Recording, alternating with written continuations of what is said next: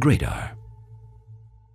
Welcome, everybody. It's James from Gradar here, and it's with great pleasure that I welcome you to our English Q&A webinar covering two of our exciting new features, pay components and legal entities. I'm pleased to say that we are joined by Gradar CEO Philipp Schuch, who is going to deliver a short presentation and share his screen, show you these new features, mainly through the lens of the EU Pay Transparency Directive, but it should also give you some insight in how you can use them in your own Gradar platform. You'll notice that the chat function has been disabled, but there is a Q&A function. Once Philip has finished his presentation, I'll collate the questions and ask them at the end. So don't feel as if we're ignoring you during the session. You will get a chance to ask those questions at the end. So without further ado, Phil, take it away and enjoy. Well, thank you, James. And I love it that we both wear our hoodies today. So it's awesome. Perfect.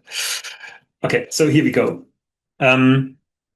We had a similar session yesterday for our German users, and now it's for our English-speaking users. So let's go through it. It will be recorded, so afterwards we are going to make it accessible somehow, probably put it up on YouTube so that everybody who's interested can watch it again. Or maybe come up with a few more questions and then comment underneath the video. So that's the two of us, James and I, working together for a long time. So there are a couple of new features. Some are more related to structural questions and data in the Gradar system. And the first one is called legal entities. It's very similar to the locations and populations that we have in Gradar today. But we introduced this additional layer since a lot of the reporting obligations will be based on legal entities. And we've also encountered more and more organizations that want to structure their access rights based on legal entities as well as locations. So imagine there's a country and you have separate sites, and every site is a separate legal entity. You would now be able to grant access to data from the entire country, as well as limit data access to a certain legal entity, like a plant or an HQ or something in between, maybe sales offices, etc. Availability is in complete editions only. And there's a detailed wiki article that describes the entire feature available as well. It's pretty easy to configure. So you would click as a company administrator on your configuration tab and go down to the structural variables. And here there's the legal entities. And then it's a tree structure, just like what you know from locations, organization units, user-defined hierarchies. And it's the same principle, really. So when we talk about this feature, I would like to bring to your attention again how we use different structural variables in the system. So when we think about jobs, they are bound to organizational units. They are bound to global job families and a number of user-defined hierarchies. This could be your own job functions, job categories, job layers. So whatever you would like to call it, this is available here as a structural variable. For access management purposes, we use the organizational units. Global job families, they are important to inform the job matching exercise, so the translation of Gradar grading results into job codes from a variety of compensation survey vendors. And user-defined hierarchies, they are your own structure, and they are used to sort and filter jobs and job grading results. Then moving on to the second large column, so salary information, compensation structures, market data. And salary information means information from employees was bound to locations/populations, but is now also bound to legal entities. And this can be any number of structures. So we could have your really a subsidiary structure, a corporate structure that is reflected as a legal entity structure, and then locations such as countries, but maybe even metropolitan areas or single plants. They could also then be part of the location structure. And any combination thereof would then allow you to manage access rights as part of the Enterprise Edition. When you have questions about this, please talk to your account manager, and we can then go through this together and figure out the ideal way how to structure this type of these structural variables that we now have available. Then the next big thing, and this has been a headache developing this, it's the so-called pay types. So based on EU requirements, we've come up with a number of new pay types beyond base pay and target total compensation that in the past were used to upload pay data, market data, as well as build pay bands. But these new pay types, they are now needed for reporting purposes and analysis purposes when we are looking at pay transparency. So you can see here printed in bold the ones that we've had in the past. And we've now new pay types such as basic salary, complementary pay components divided into cash components as well as benefits. And then we have variable components, both actual as well as target.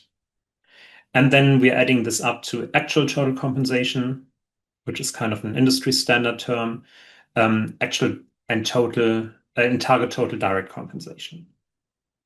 Here in the right column, can see a couple of examples. So when we talk about basic salary as it is defined by the EU in their pay transparency directive, it's all about the payments that are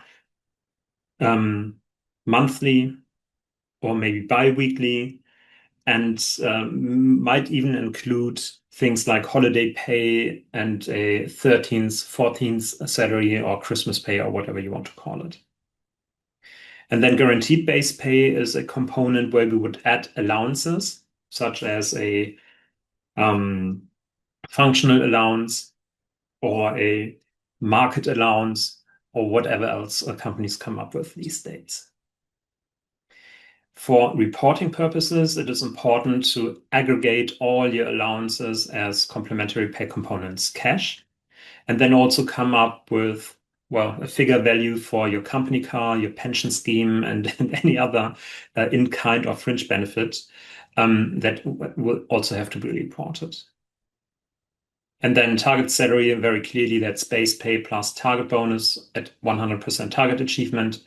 And for variable components, actually, we're looking at the actual bonus payment of the previous year, and target bonus is at 100% target achievement.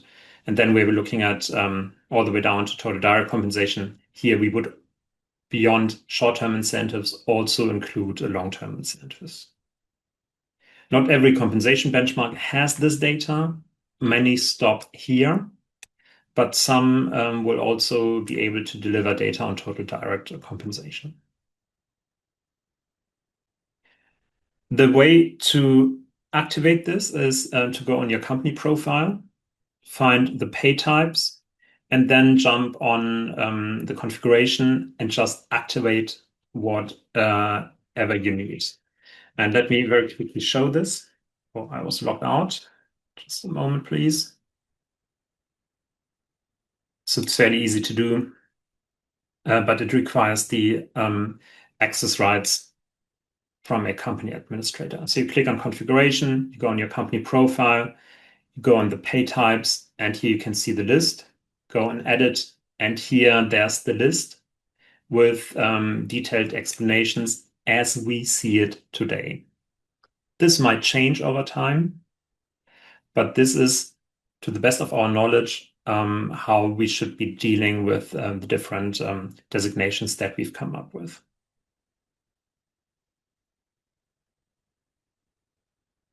Well, and then the next big feature, making good use of locations and legal entities, is called a global overview of the gender pay gap.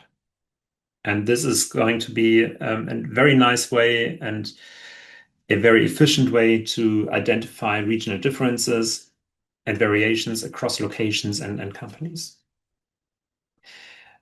And as well, there's also a wiki article available to look at this in detail. This will be released, I think, uh, next week.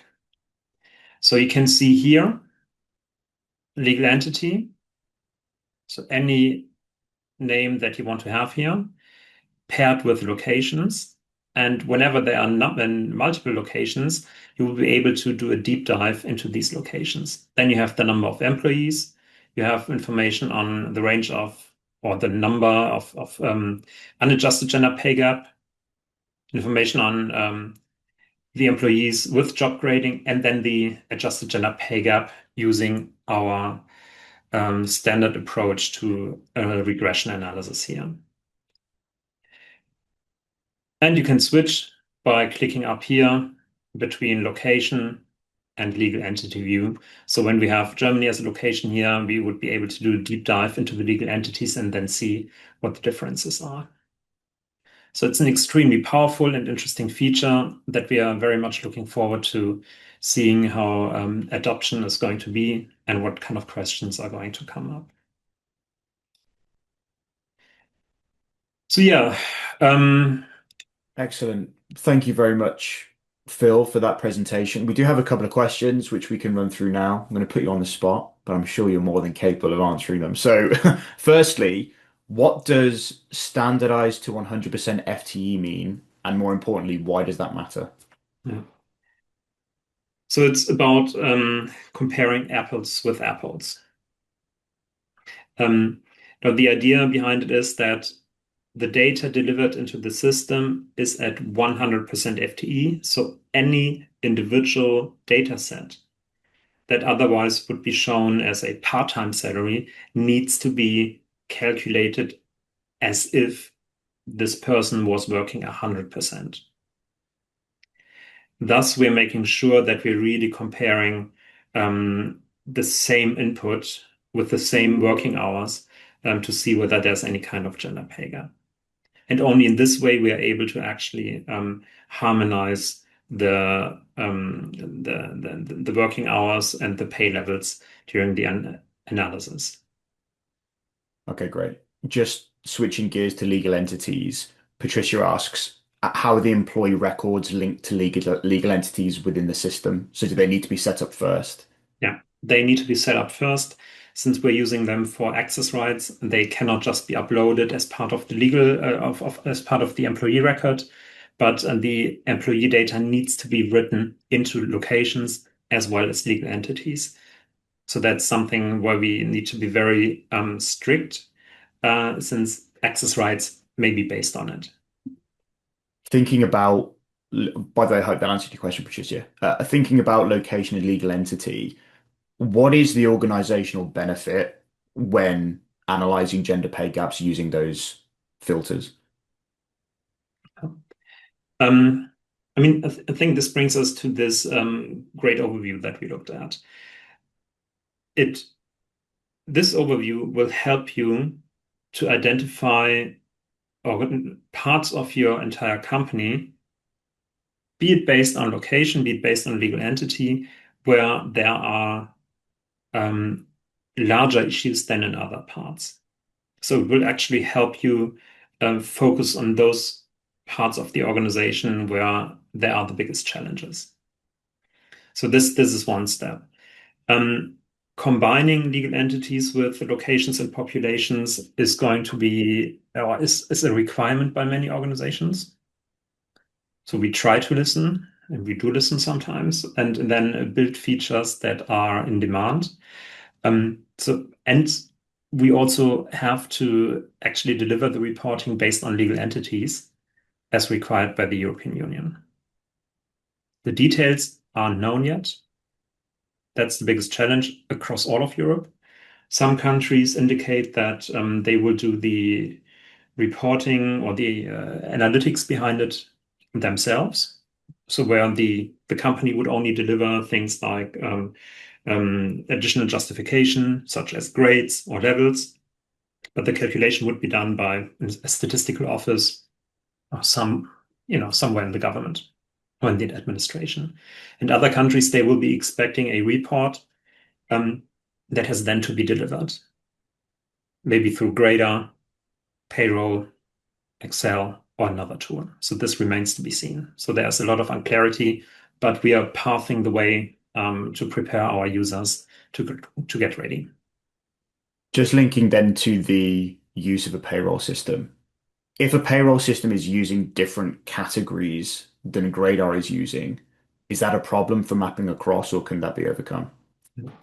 So there's a very powerful feature whenever we have an integration with the system, be it SuccessFactors or Workday, where we can then take the pay types from such a system and map it to the default categories in Gradar. So this is something that can be configured through the user interface. Another case where an organization would use a manual upload, this type of yeah, exercise has to be done in Excel or somewhere else before the data is loaded to Gradar. Or it might even be a report that is configured that then combines the different pay types from the payroll system as one of the reporting pay types that we have in Gradar. Okay. If an organization is only tracking basic salary, is that enough or not? Most likely, it's not enough. Since most organizations have a number of payments, such as a pension scheme, subsidies for lunch, um, or maybe even public transport subsidies, all of this has to be reported in the future. So it makes a lot of sense to start gathering this type of information and well, have it somewhere or have a clear process on how to do this again and again over the next couple of years. And same organization, if it doesn't have a formal bonus plan in place, how can it handle variable pay in that instance? Well, for reporting purposes, any actual variable payment has to be reported on. So this needs to be included in the numbers. I mean, one option could be to upload everything that was paid out in a certain year. So let's say everything that is being paid out in 2026 could be uploaded in the data set for December of 26. And this data set could then be used for the analysis and maybe even for the reporting purposes. But yet again, guidance on what kind of date to use, whether there's some kind of cutoff date like we've seen it in the UK, uh, is very unclear at the moment. Okay, sounds good. So those are all of the questions sent in the Q&A. Oh, hang on, we have one coming in. Taryn asks, I understand France has added soft skills to the definition of the equal value for work framework. What does that mean for the gradar system? Thanks, Taryn. Yeah, that's a challenge. I've just, I mean, there are some very funny ideas across Europe at the moment. And I've just come out of a session with the EIGE. So it's for equality, some European thingy. And they've come up with their own guidelines for job grading or gender neutral job grading. It very much looks like the Geneva scheme from the 1950s. The wording is a bit more modern, so they mention digital here and there, but they, for example, have introduced 14 different factors. They talk a lot about social skills, but then at the end of the day, the only thing they show is 10 different grades. We are going to have a good and deep look at gradar, and we might change some of the definitions a bit, or maybe introduce even a factor here and there to make it more compatible with this new um, gender neutral world. Sounds good. Phil, anything else that you want to add, given the new features and the journey we're on and kind of what comes next? Now's your chance. well, have fun with the new features. Think about integration. Please give us feedback. We need to hear it from you, and not only from the largest organizations that are very explicit in their ideas, but also from mid-sized organizations. Um, this is the only way how we can adapt to the new challenges that we are facing. And we are very much looking to walking this path together with you. Gradar.